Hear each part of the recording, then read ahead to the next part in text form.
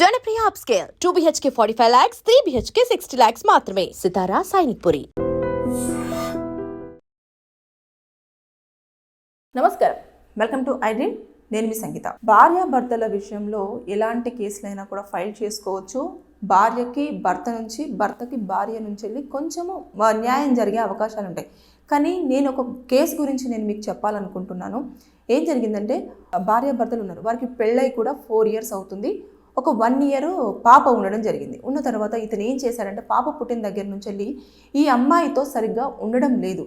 ఉండకుండా అతను ఏం చేశాడంటే, ఊరెళ్తున్నాను లేదు అనుకుంటే నాకు జాబ్ పని మీద నేను బయటికి వెళ్తున్నాను అని చెప్పేసి అలా బయటికి వెళ్ళిపోతూ వస్తూ ఉన్నాడు అన్నట్టు. ఇంకా ఈమె కూడా ఈ పాప విషయంలోనే ఎక్కువగా ఇంట్రెస్ట్ చూపించడము. తర్వాత నెక్స్ట్ పాప ఇంకా పుట్టింది కాబట్టి కొంచెం అప్పుడు అంటే ఇద్దరు వైఫ్ అండ్ హస్బెండ్ ఉన్నదానికి పిల్లలు పుట్టిన తర్వాత కొంచెం హస్బెండ్ మీద ఉన్న కాన్సన్ట్రేషన్ అంతా కూడా పిల్లల మీదకి రావడము, భార్య మీద ఉన్న కాన్సన్ట్రేషన్ అంతా కూడా పిల్లల మీదకి రావడం అనేది మనం మామూలుగా చూస్తూ ఉంటాం.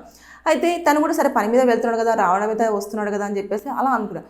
కానీ ఇక్కడ ఏం జరిగింది అంటే, ఈవిడకు తెలియని విషయము, అతను అక్కడికి వెళ్ళాడు, ఊరికి వెళ్ళాడు, అయిపోయింది. అక్కడ ఒక సంబంధం చూసుకున్నాడు, మళ్ళీ పెళ్లి చేసుకున్నాడు. అంటే ఇక్కడ ఫస్ట్ మ్యారేజ్ అయిందన్న విషయాన్ని దాచిపెట్టేసి అతను వర్క్ ప్లేస్ దగ్గర ఒక అమ్మాయితో పరిచయం అయ్యి ఇంటికి తీసుకెళ్ళేసి, నేను ఈ అమ్మాయిని పెళ్లి చేసుకుంటాను, నాకు తనతో హ్యాపీనెస్ లేదు, నేను తనకు విడాకులు ఇవ్వాలనుకుంటున్నానని కుటుంబ సభ్యులకు చెప్పారు. కానీ కుటుంబ సభ్యులు కూడా మరి దాని మీద ఎందుకు అంత ఇంట్రెస్ట్ చూపించలేదు. మరి ఆమెకు విడాకులు ఇవ్వాలి కదరా, విడాకులు ఇవ్వకుండా నువ్వు ఎలా చూసుకుంటావు, ఆల్రెడీ ఒక పాప పుట్టింది అని చెప్పేసి ఏం మాట్లాడలేదు. నీ ఇష్టం రా, నీ జీవితం నీ ఇష్టం, నువ్వేం చేసుకుంటావు చేసుకో, నువ్వు మాకేం చెప్పొద్దు అని చెప్పేసి అన్నారు. అన్న తర్వాత తల్లిదండ్రులకు ఇన్ఫర్మేషన్ ఇచ్చాడు అన్నది ఒకటి మాత్రం పెట్టుకున్నాడు పక్కన. తర్వాత నెక్స్ట్ ఆ అమ్మాయిని తీసుకెళ్ళి చూపించేసి పెళ్లి చేసుకున్నాడు. పెళ్లి చేసుకొని ఆవిడతో ఉంటున్నాడు, ఈవిడతో ఉంటాడు. ఒకరోజు ఈ అమ్మాయికి డౌట్ వచ్చింది, ఏంటి ఇతను బిహేవియర్ అంతా కూడా చేంజ్ అయిపోతుంది, పెళ్ళికి ముందు ఎలా తయారయ్యాడో అలా తయారవుతున్నాడు. తర్వాత నెక్స్ట్ ఇంకొకటి ఏంటంటే, ఎక్కువ కాల్స్ మాట్లాడడం జరుగుతుంది, అసలు ఫోన్ నన్ను ముట్టుకొనివ్వట్లేదు. ఇవన్నీ కూడా ఆవిడకు ఒకసారి అనుమానం వచ్చేసి తను పడుకున్న టైంలో మొబైల్ మొత్తం చెక్ చేస్తే అప్పుడు తెలిసింది అందులో కొన్ని పెళ్లి ఫొటోస్ ఉన్నాయి, తర్వాత తన ఈ అమ్మాయితో కలిసి ఉన్న ఫొటోస్ ఉన్నాయి, అదేవిధంగా అమ్మాయికి ఎక్కువ కాల్స్ చేస్తున్న కాల్ది హిస్టరీ ఉంది, వాట్సాప్లో చాట్స్ ఉన్నాయి. ఇవన్నీ చూసి ఆమె చాలా షాక్ అయిపోయి ఏం చేయాలి అని చెప్పేసి అన్న తర్వాత ఇమీడియట్గా వాళ్ళ అత్తయ్య వాళ్ళకి కాల్ చేసి మరి మీ అబ్బాయి ఇంకొక పెళ్లి చేసుకున్నట్టున్నాడు అత్తయ్య, నాకు తెలియట్లేదు అని అంటే, ఏమో అమ్మ మాకు తెలియదు, మీ జీవితం మీరు చూసుకోండి, నాకు సంబంధం లేదు అని చెప్పేసి వాళ్ళు కాల్ పెట్టేశారు. పెట్టిన తర్వాత ఏం చేయాలో తెలియక మళ్ళీ పుట్టింటికి ఫోన్ చేసిన తర్వాత వాళ్ళ తమ్ముడు చాలా తెలివిగా ఏం చేశాడు అంటే, ఇమీడియట్గా అతను గొడవలు పెట్టలేదు, వాళ్ళ అక్కకు చెప్పాడు. ఏమని అంటే, అక్క నువ్వు గొడవ పడద్దు బావతోటి, నువ్వేం చేయొద్దు, తెలియనట్టుగానే ఉండి నువ్వు ఏం చేస్తున్నావో అదే పని చేసుకుంటూ ఉండు, నేను అన్ని ప్రూఫ్స్ సంపాదిస్తాను అని చెప్పేసి అతను ఎప్పుడైతే ఇంటి నుంచి వెళ్ళి బయటికి వెళ్తున్నాడో అప్పుడు వాళ్ళ తమ్ముడికి ఇన్ఫర్మేషన్ ఇచ్చింది. ఇవ్వగానే అతను ఏం చేశాడు, వాళ్ళ భావన ఫాలో అవుతూ వెళ్ళిపోయి ఆవిడతో ఉన్నవి, అక్కడ పెళ్ళైనట్టు తెలుసుకున్నవి అవన్నీ కూడా నెమ్మదిగా మొత్తం అన్ని కలెక్ట్ చేశాడు. అతనికి మినిమం 2 years పట్టింది.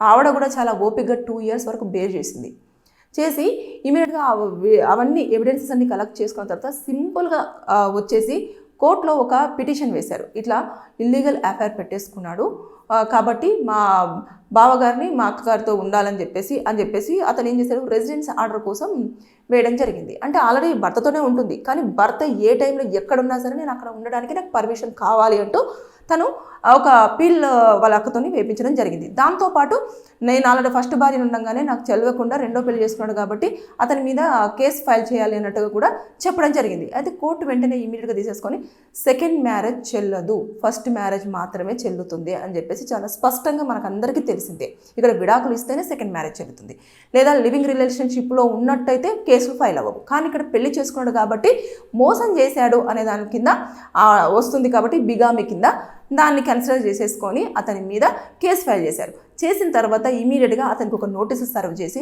అక్కడ కోర్టుకి రమ్మని చెప్పడం జరిగింది. అతను ఏమొచ్చి నీకు ఎలా తెలుసు, అసలు నేను లేను అమ్మాయితోటి అని చెప్పేసి బుకాయించడం స్టార్ట్ చేశాడు. చేసినా కూడా అన్నీ ఇలా సింపుల్గా అన్ని ఆధారాలు చూపించిన తర్వాత నోరు మూసుకొని ఇమీడియట్గా నాకు ఆ అమ్మాయితో సంబంధం లేదు, నేను అమ్మాయిని వదిలేస్తున్నాను, నేను నీతోనే కలిసి ఉంటాను అని చెప్పేసి రావడం జరిగింది. కానీ అక్కడ ఆమె చేసింది ఏంటంటే, కోర్టు నుంచి వెళ్ళి ఆమె కొన్ని ప్రొటెక్షన్ ఆర్డర్ తీసుకుంది. ఎలా అంటే, నా హస్బెండ్ ఇప్పుడు ఆ అమ్మాయిని వదిలేసి వస్తాను అని అని చెప్పేసి అంటున్నాడు. కానీ ఇప్పుడు నష్టపరిహారం కింద ఆవిడ ఎంతో అడుగుతుంది కదా, నాకు ఇప్పుడు కట్నం కింద ఇచ్చిన ఇల్లు ఏదైతే ఉందో అది నా పేరు మీదనే ఉంది, దానికి ఇతనికి సంబంధం లేదు.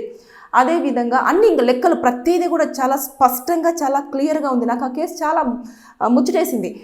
చెప్పేసి నీట్గా అన్ని ప్రజెంట్ చేసిన తర్వాత ఆ అమ్మాయికి ఒకవేళ పిల్లలు ఉంటే మీరు ఇవ్వచ్చు, పిల్లలు లేరు కాబట్టి మీరు నష్టపరిహారం కింద ఎంతైనా ఇవ్వచ్చు అని చెప్పేసి అన్నట్టు డిసైడ్ చేయలేదు. ఇక్కడ ఆల్రెడీ భార్య బ్రతికుంది కాబట్టి, భార్యకు కన్సర్న్ లేకుండానే రెండో పెళ్లి చేసుకున్నాడు కాబట్టి, చీటింగ్ చేశాడు కాబట్టి, లివింగ్ రిలేషన్షిప్లో ఓకే తనకు పెట్టాల్సిందంతా పెట్టేశావు కాబట్టి ఇక మీదట భార్య పాప బాధ్యత మాత్రం నీది అని చెప్పేసి ఒక తీర్పుని ఇవ్వడం జరిగింది. అంటే అతను ఒప్పుకున్నాడు. అక్కడ నేను ఈ అమ్మాయితో కలిసి ఉంటానని చెప్పలేదు, ఈ అమ్మాయిని వదిలేస్తాను అని కూడా చెప్పలేదు. అతను చాలా న్యూట్రల్గా చాలా తెలివిగా నేను భార్యతోటే ఉంటాను, నేను జస్ట్ పెళ్లి చేసుకోలేదు అని అంటే పెళ్లి ఫొటోస్ పెట్టంగానే ఇంకా అంత మౌత్ జిప్ ఇంకా అసలు ఇంకా మాట్లాడడం లేదు. ఇక ఇవన్నీ ఇలా చేసిన తర్వాత కోర్టు మంచి తీర్పు ఇచ్చేసింది. ఇచ్చిన తర్వాత మంచి ప్రొటెక్షన్ ఆర్డర్ తోటి ఆమె ఇప్పుడు వెళ్ళింది.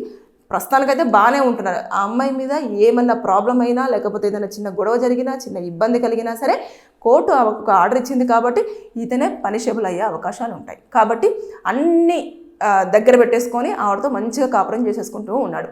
ఇది నేను ఎందుకు చెప్పానంటే ఈ రోజుల్లో ఇలాంటివి జరుగుతున్నప్పుడు ఏం చేస్తున్నారంటే భార్య అడ్డుంది, పాప అడ్డుంది, లేదంటే బంధువులు అడ్డున్నారు, వీళ్ళందరూ వచ్చేసి ఇది చేస్తున్నారు అది చేస్తున్నారు అని చెప్పేసి తెలియకుండానే ఇంకొకరి సహాయం తీసేసుకొని ఒకరినొకరు చంపుకోవడం అనేది జరుగుతుంది. అలా జరగకుండా వీళ్ళు ఈ కేసులో ఎంత తెలివిగా బిహేవ్ చేశారు. చాలా నీట్గా, గొడవ లేదు, ఆర్గ్యుమెంట్స్ లేదు, అరుచుకోవడం లేదు, ఏమీ లేదు. అన్ని ఎవిడెన్సెస్ తీసుకొచ్చేసి డైరెక్ట్ కోర్టులోనే నువ్వు నా భర్తవి, నువ్వు ఇంకొకరికి స్వంతం కాదు, నాకు మాత్రమే స్వంతం అని చెప్పేసి ప్రూవ్ చేసుకొని ఆర్డర్ తీసుకొని బయటికి వెళ్ళడం జరిగింది ఆ అమ్మాయి. అంటే ఎంత క్లారిటీగా, ఎంత క్లియర్గా, అంటే లీగల్ మీద ఎంత అవగాహన ఉంది, అట్లా జరుగుతున్నాయి. కాబట్టి దయచేసి మీరు ఎప్పుడైనా సరే ఇలాంటివి జరిగినప్పుడు మీరు అన్ని ఎవిడెన్సెస్ పెట్టుకుంటే కోర్టే మీకు న్యాయం చేస్తుంది, మీ పక్కన న్యాయం ఉంటే. అంతేగాని అలా కాకుండా రిలేషన్షిప్ పెట్టుకున్నాడు, పెళ్లి చేసుకున్నాడు, అది ఇది అని చెప్పేసి వాళ్ళ మీద కక్ష పెంచేసుకొని మీరు క్రిమినల్స్గా మారి వాళ్ళని చంపేసి పోయి జైల్లో కూర్చోవడం, పిల్లలు అనాథలు అవ్వడం, ఇవన్నీ చేయలేదు. అక్కడ చాలా చాలా క్లియర్గా చాలా స్పష్టంగా వెళ్ళడం జరిగింది.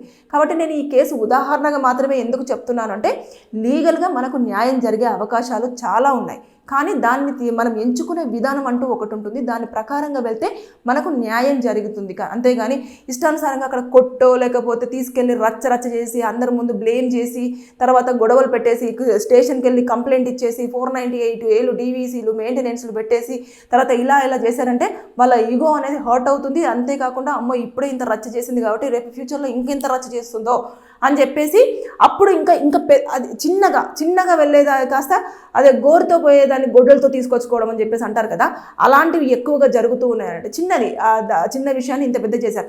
ఆవిడ ఇంటికి చెప్పింది, తర్వాత నెక్స్ట్ ఇటు అత్తయ్య వాళ్ళకి చెప్పింది, అందరికి చెప్పింది. ఎవరి దగ్గర నుంచి సహాయం అందింది? వాళ్ళ తమ్ముడు దగ్గర నుంచి సహాయం అందింది. వెళ్ళింది, ఎవిడెన్సెస్ తీసేసుకుంది, కోర్టులో ప్రొడ్యూస్ చేసింది, ఆర్డర్ తెచ్చుకుంది, చాలా హ్యాపీగా ప్రశాంతంగా మళ్ళీ లైఫ్ లీడ్ చేస్తూ ఉంది. ఇంకెప్పుడు వాళ్ళ హస్బెండ్ ఇంకా ఎదురు తిట్టడానికి కూడా లేదు. ఎందుకంటే తప్పు చేశాడు, కోర్టే డిసైడ్ చేసింది నువ్వు తప్పు చేసావు రాబాయ్, ఇది తప్పు అని చెప్పేసి చాలా స్పష్టంగా క్లియర్గా చెప్పింది. కాబట్టి ఇంకా కుదురుగా కాపురం చేసుకోవడం అనేది చేస్తున్నారు. ఇలా అన్ని కేసులలో ఉంటాయని నేను చెప్పాను, కానీ ఇది ఉదాహరణగా క్రిమినల్స్గా మారొద్దు అనడానికి నేను ఒక ఎగ్జాంపుల్గా చెప్పడం జరిగింది. ఏదేమైనా సరే కానీ లీగల్గా మీరు ఎవిడెన్సెస్ కరెక్ట్గా ప్రొడ్యూస్ చేస్తే న్యాయం మాత్రం 100% జరుగుతుంది. Thank you. And for more videos, please subscribe to iDream. Please subscribe to iDream. Please subscribe iDream. And please subscribe to iDream. For more videos, subscribe to iDream. please like, share and subscribe to the channel. Congratulations, iDream. Subscribe to iDream. Subscribe to iDream. So subscribe to iDream Media. iDream ki iDream team andarki huge congratulations. Please subscribe iDream Media. Please subscribe to iDream. Subscribe iDream. Please subscribe to iDream. iDream అంటే నా కళల channel subscribe చేసుకున్న నోరు తిరుగుతలేదు, మీరైతే గంట గుర్తు కొట్టండి. For more such videos, please subscribe to iDream. Subscribe to iDream. Please subscribe to iDream. Please subscribe iDream Media. Please do subscribe to iDream. Please subscribe to iDream Media. For best entertainment and information, please subscribe iDream. And don't forget to subscribe to iDream.